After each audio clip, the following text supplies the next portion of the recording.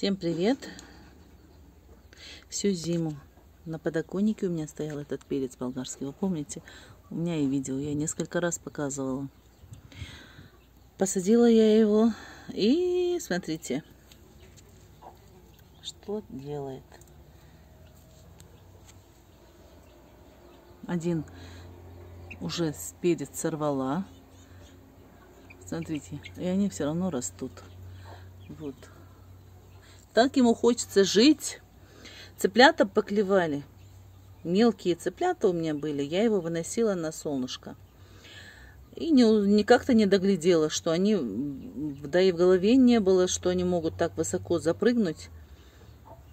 И поклевали его. Вот эта вот часть лысая, видите, ничего не растет.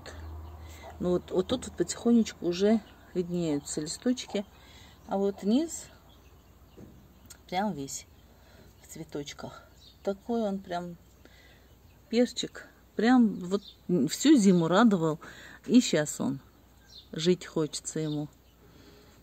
Обильно поливаю. Рядом посадила еще один, который тоже, наверное,